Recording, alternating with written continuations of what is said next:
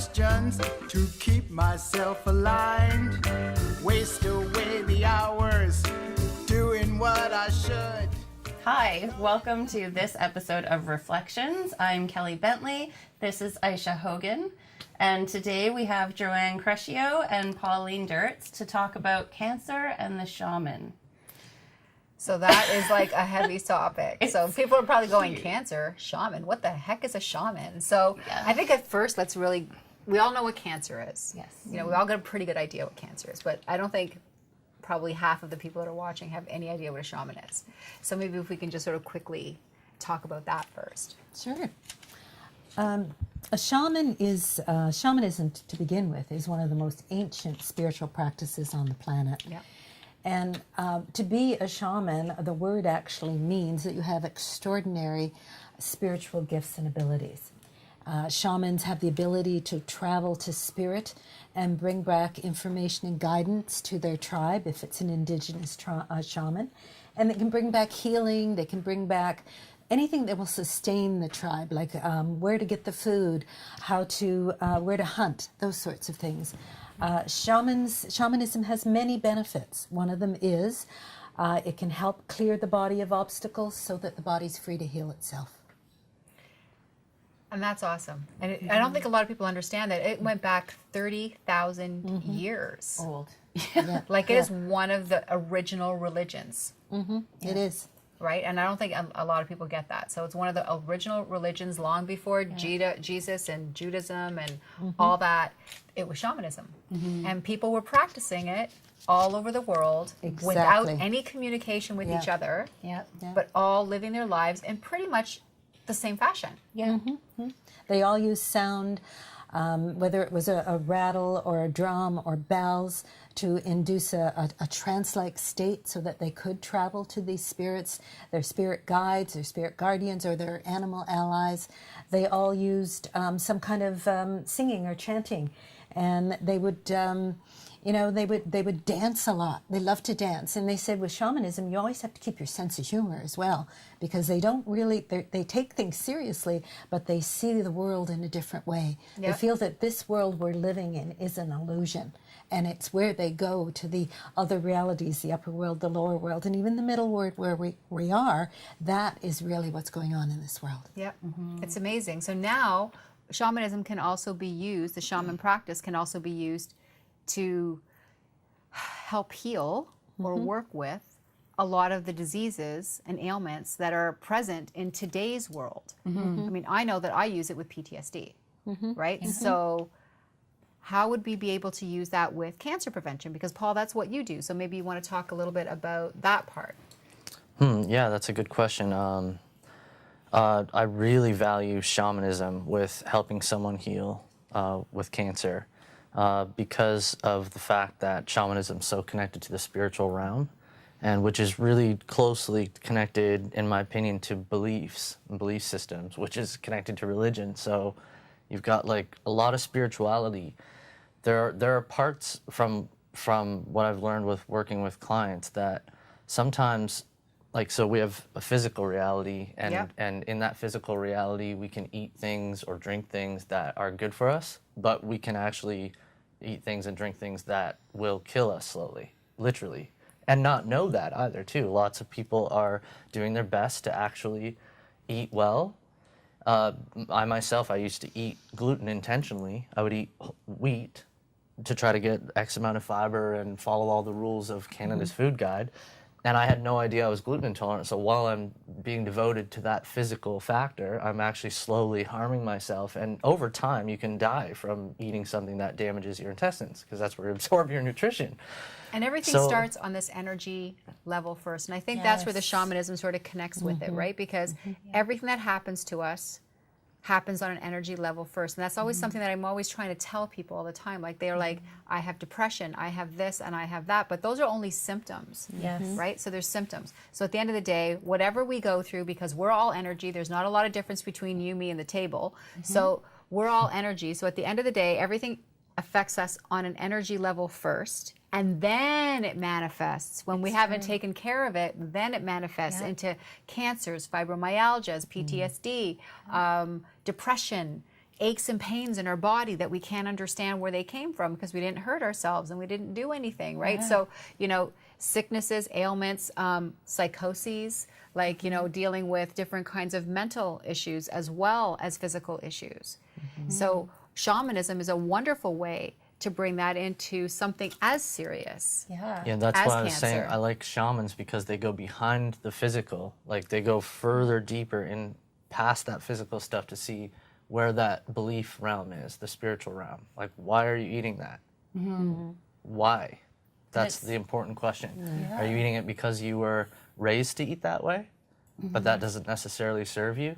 And in the spiritual realm, it's the same with religion. How many people are following certain spiritual philosophies? And it's the same. You can be spiritually nourished, or there are certain spiritual views that can harm you, or others, right? So I love shamanism because it's so connected to the natural realm. It's not, most shamans that I've ever met are not really students of school, which is usually part of some kind of a system. Right. It's more like students of life, or sort of discovering Who they are. who they are, and therefore can understand who other people are, and what make, you know, when you learn about yourself, you actually learn in special ways about others. So it's kind of a behind the scenes way of finding out truths about the world and health and cancer that aren't even necessarily taught, you know? When a shaman travels to one of these other worlds, the upper world or the lower world, and it's not just shamans that can do that traveling. I mean, you can do it. We all have that. We all have an inner shaman. It's in our DNA. Yeah, we all it's in have us. it inside us. It's a matter of listening to the call of spirit, because spirit tracks us all the time. And if something happens to us, like we do get cancer, or we start feeling really ill, like the pains and aches that you were talking about, or we might visit a sacred site, that will open up the spiritual piece of us, and we will actually connect with spirit. So when shamans travel to these other realities, they can find out information to help with the healing. I mean, if you meet an animal, let's say you met an animal who was a vegetarian, and that animal gave you a lot of information. The other thing you need to take from that is you're bringing back some of the energy of that animal, but you need to listen to the fact that they're a vegetarian, because they're telling you, eat more vegetables. If you meet one that eats a lot of meat, then you do that. If you meet one that is swimming in the water all the time, then you need to drink more water. So I tell that people all the time. It's Because really, it's always really very easy. metaphorical. Yeah, it is. It's really easy I've taken to a few interpret. people, like, and I'll do like a group on a shaman journey, and each one of them will have seen something different, and some of them don't really understand what they're seeing. Yeah. And then you say, you know what? First of all, spirit has a sense of humor. Let's just Oh, get that out there. definitely, And number definitely. two, you have to. It's metaphorical. It's not always like you must eat your greens. Like it's It's you just, have to. It's like it's almost sometimes it's just like interpreting a dream. yeah, if you see a monkey and it's eating a banana, like maybe you have a low potassium. You need to eat more bananas. You know, And it's if right it was a there. banana for me and a banana for you, it could be entirely different still. It could be for different reasons, etc. That we're actually doing it. You know, so the shaman can bring back that information, or the person who goes in on the journey. But the nice thing about it too is when you go on these journeys, you actually merge with the spirit guide, you merge with the animal, so you bring back some of their energy. So it's very empowering to you, and it's really good for your self-esteem. It's good for your self-worth. And you know, once you get to that place, the disease that is in you is sort of pushed down, right? Because you've brought back more power for yourself. You've brought back more belief in yourself. You don't have to let that disease control you. You control it. You do not have to let your ego and personality that's telling you you've done something wrong and you're going to die. You know, you don't have to let that But you know control what? you. And that's what happens. Like I've seen so many people who have been diagnosed with cancer who looked perfectly healthy. Everything was fine with them. They went to the doctors. They got the tests done. They got diagnosed, and all of a sudden, within a month, they look like they're 80 years older. Yeah. They have no strength. Yeah. They're just like falling apart. And I'm thinking, wow, what just happened to you? You got a piece of news, and you let that control your whole being. Yeah. And once the mind is so powerful. One thing I love about there's there is a segue somewhere, but it's been scientifically measured now, or there are measurements that can be scientifically done to prove that physical issues start in the energy bodies. Oh, yeah. And one thing I love about the shamans that I've worked with in the past is that they can see that before it would even show up physically. They can see what it is, and it hasn't even manifested physically yet. So that's really neat. And I want to just say that a lot of times, like beliefs, like we're talking about the belief, and like if you get told you have cancer, you're going to die, it's actually oftentimes really hard not to believe that, because, I mean, we're supposed to believe our doctors certain tell us. professionals, and oftentimes doctors know what they're talking about for certain things, or many things, but sometimes they don't as well. So it's important to keep an open mind and not let someone else's belief determine your future.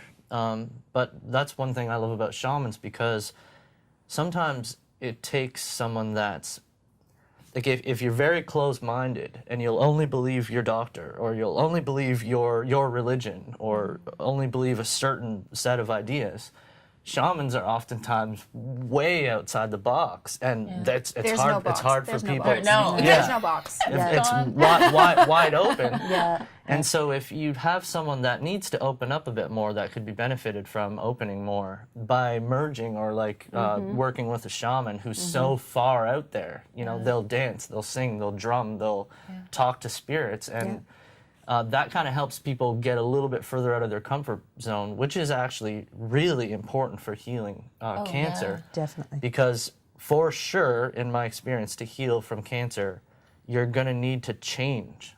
Like, you're going to have some kind of a transformation of yourself, whether it's physical, mental, emotional, spiritual. And if it's in the spiritual realm, being close to a shaman can really help you open up, because it's not easy to change some spiritual beliefs and religions, and there's connections with family there. And so I think that's important, just to know that it's not easy to change your belief or to not believe something. At least you've been look told. into other things and understand them. I mean, somebody will say you have cancer, and then you'll inject chemo into yourself because someone told you to, right? Which is the way that we deal with many forms of cancer now. But there are other ways as well that can help you. Now, I'm not a doctor, so I'm not going to say you should not have chemotherapy. That's not my place to say that. But what I can say is there's ways that can help. Explore your options. Because even with things like Reiki or whatever, when you're taking medications and you're clearing the energy, it actually helps the medications work better. Exactly. Right? Yeah. So maybe you're getting some stuff into your body that it's poison. I mean, let's face it, it's poison. But maybe there's a way to make that poison work better. I've read about shamans who have worked with people with cancer, and the person wants to go ahead and do the chemo, but the fact that the shaman has worked on the person helps the chemo work better in their body, so they don't get all the side effects from them. And I think that's really important. It's basically what you've been saying. I was told once that I was going to die, and if I, You look awesome for a person who's yes, gonna don't die. I? Yes. And it was like I put together the alternative healing and the medical, and without the two of them together, I would have died. But the morning of my surgery, I had a brain tumor. In the morning of my surgery, the anesthesiologist came in to me and said, "You have to make some choices. Do you want to be paralyzed? Do you want to be blind?" And he went on and on. I said, "Whoa, hang on a minute here." What? I said, "None of that is going to What? happen." It was because of the way that the tumor was situated. They weren't sure if they could get it out. And I said, "Look, that is not going to happen. I'm going to be fine." 10 hours in surgery, I came out. The only thing I lost was my sense of smell, which sometimes you can live without, right? Especially when you have the gassy dog. I was just thinking that. Right? That's right.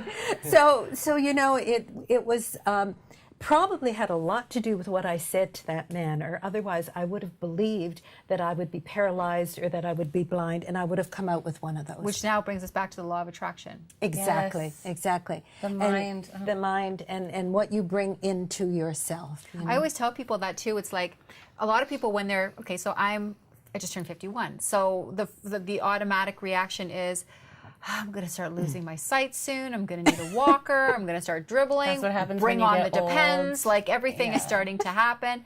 And really, you've just put it out there. And yes, those things are going to happen because you just said they're going to happen. Yeah. Right? So yeah, I'll probably get cancer because my mother had cancer and because my grandmother had cancer, and that's probably going to happen to me. So you've just like, hello, brought it on, opened the door. And I don't think that people get that actually thoughts are things.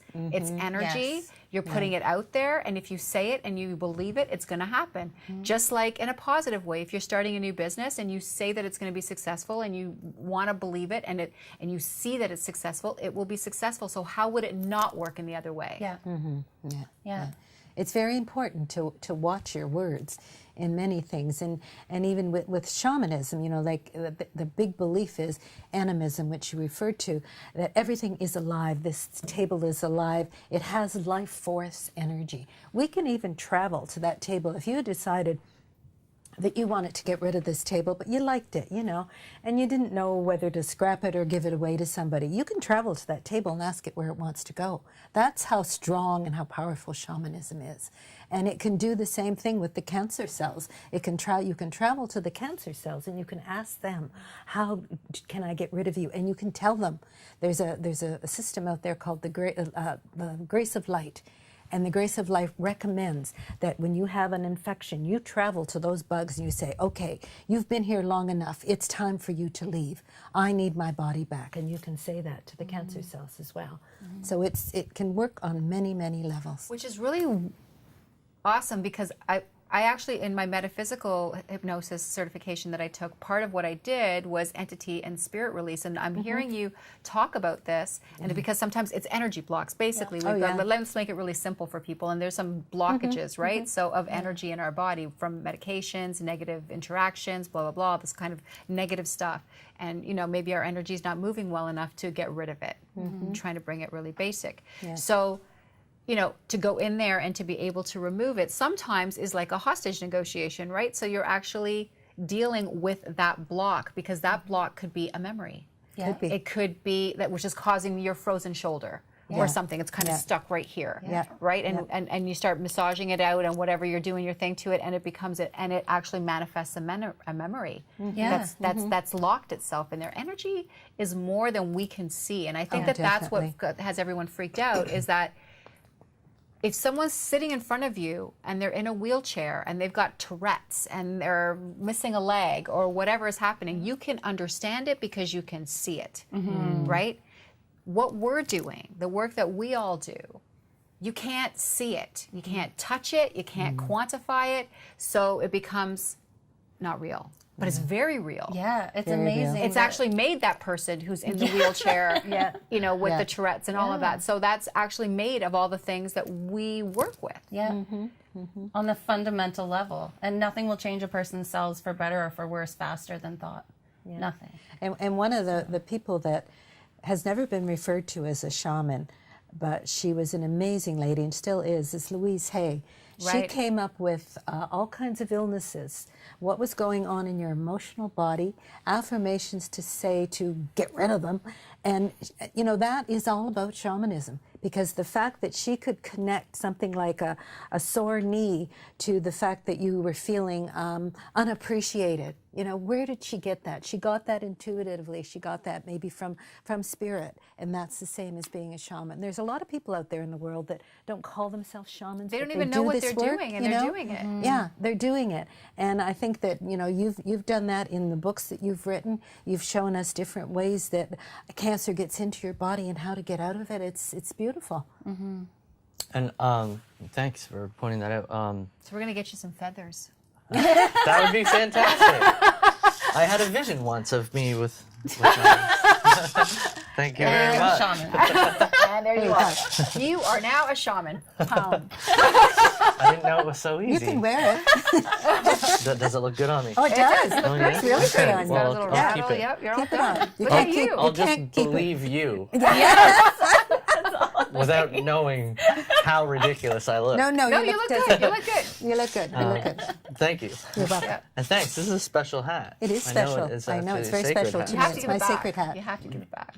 It's too late for that. it's stuck on, but we just won't say I'm anything. Sicilian. You're giving it back. Yeah, don't make the her like don't. Yeah, right. don't. Yeah, yeah. I wanted to just go back to just before I forget what I was going to say there, because it was really, I really liked.